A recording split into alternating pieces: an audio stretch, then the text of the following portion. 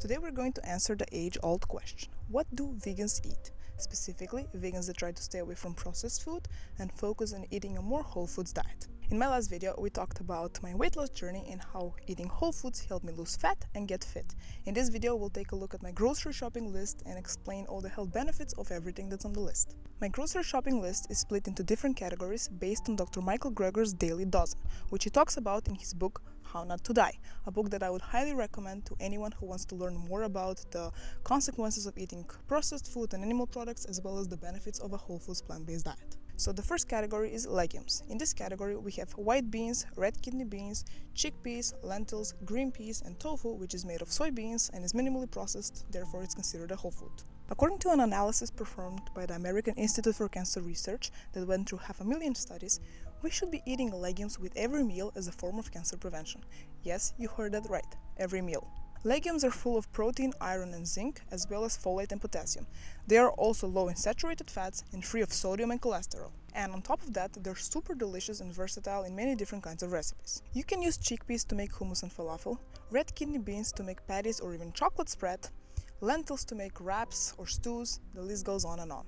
If you hop on my Instagram profile, you will find a recipe for a savory white bean spread, as well as a red kidney bean chocolate spread. And if you're weirded out by the idea of adding beans to desserts, just give it a try and see what you're missing out on. The link will be down below. The next category is whole grains. Here we have oats, quinoa, buckwheat, whole grain tortillas, whole grain bread, and whole grain pasta. Studies done on the consumption of whole grains have found that people who eat more whole grains tend to live longer and have a reduced risk of type 2 diabetes, heart disease, obesity, and stroke. Aside from that, whole grains are super easy to cook, and there are tons of recipes out there that include a variety of them. My favorite whole grain is oats. I eat oats literally every day.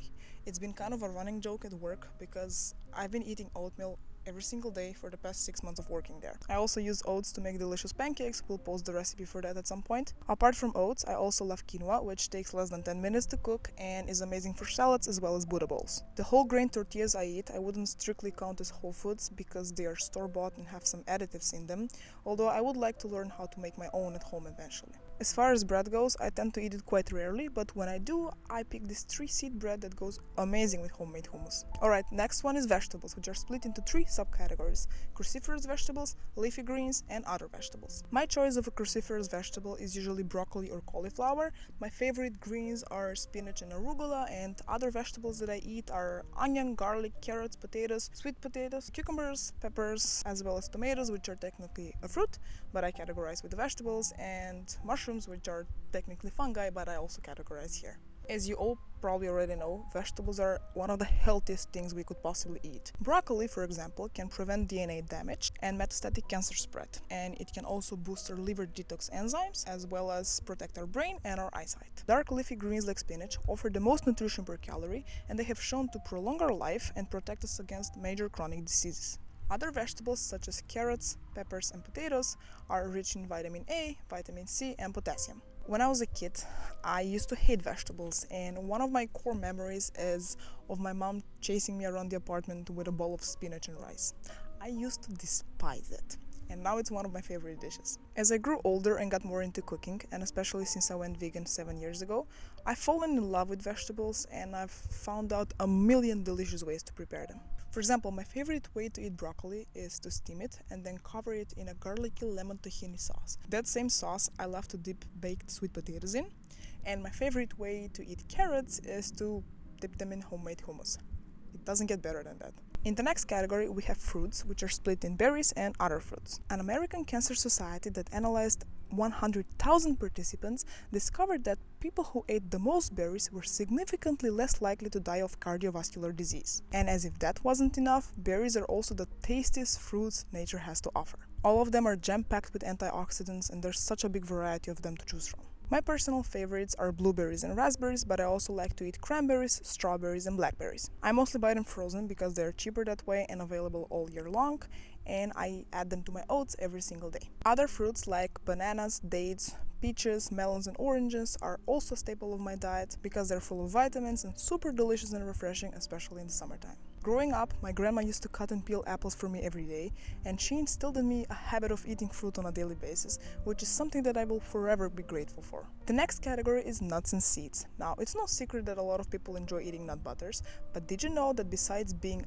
absolutely delicious, they can add 2 extra years to your life if you consume them on a daily basis? Nuts and seeds are so crucial to our diet that not eating enough of them on a daily basis was found to be the 3rd leading dietary risk factor for death in the world.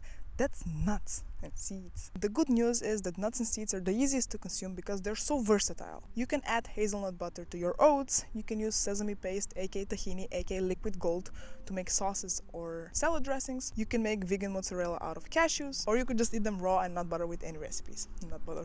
Either way, you will enjoy them and your body will thank you. Alongside the heap of berries that I add to my morning oats, I also make sure to add a tablespoon of ground chia seeds, ground flax seeds, as well as a handful of walnuts. The seeds make the oats super creamy and the walnuts add extra crunch, which makes for an amazing breakfast experience. Am I too obsessed with my daily oats? As far as savory foods go, I use tahini to make salad dressings and sauces, and I've recently been making vegan cashew mozzarella, which is so decadent and it just melts in your mouth. I'm getting hungry just talking about it. Moving on, my last category is herbs and spices, which take my meals to a next level and benefit my health. The curcumin in turmeric, for example, has anti-inflammatory effects. It's full of antioxidants and it makes a banging good tofu scramble. I love how I mentioned the health benefits first and then I put even more emphasis on how good the taste is. But I can't help it, I love food. And I love spices. My spice cabinet is full of different spices. My favorites being cumin, paprika, garlic powder, curry powder, garam masala, oregano, thyme, basil, rosemary, chili flakes, ginger, the list goes on and on. I love cooking with a lot of spices and I will fight whoever says that whole foods taste bland or that tofu tastes like nothing. Shut up and spice your life up. And as an extra category, I have foods that I couldn't categorize in any of the previous categories, so they're getting their own category. Category. First, we have plant milks, my favorite being oat milk. I also enjoy soy milk and coconut milk from time to time, but oat milk is definitely my top tier, my favorite, especially when it doesn't have any added sugars or oils. Then we have plant yogurts, my favorite being unsweetened soy yogurt, that when mixed with tahini and lemon juice makes a great sauce. Then we have tomato sauce and tomato paste that I use for cooking, also without added sugars. Olives, which are a fruit, but it just feels wrong to categorize them alongside peaches and oranges. Cacao and vegan protein powder, which I add to my oats. Also date syrup that I use to make chocolate sauces for pancakes. Soy chunks, which are high in protein and great for making lasagnas or pasta dishes. And seitan, who I sold my soul to, that makes sure that I keep my muscle mommy status by being full of protein. And last but definitely not least, nutritional yeast. That rhymed. I'm something of a poet myself. Nutritional yeast contains beta-glucan, which is a fiber that reduces cholesterol levels. It also contains chromium, which is a mineral that helps regulate blood sugar. And if this isn't enough, it is also, you guessed it, super delicious. It has a very rich flavor which cannot be explained and has to be experienced. And it goes well in sauces, salad toppings, or scrambled tofu. It is usually fortified with vitamin B12, so eating it every day can also help you get enough of that vitamin as well. And with that, we have everything that's part of my grocery shopping list. As you've noticed, some of the last thing that I mentioned aren't necessarily whole foods, like plant milks, plant yogurts, protein powder, and so on, but they're minimally processed, they have no crap added to them, and they're generally healthy, so I enjoy adding them to my meals. I think it's also important to mention that I don't eat whole foods 100% of the time.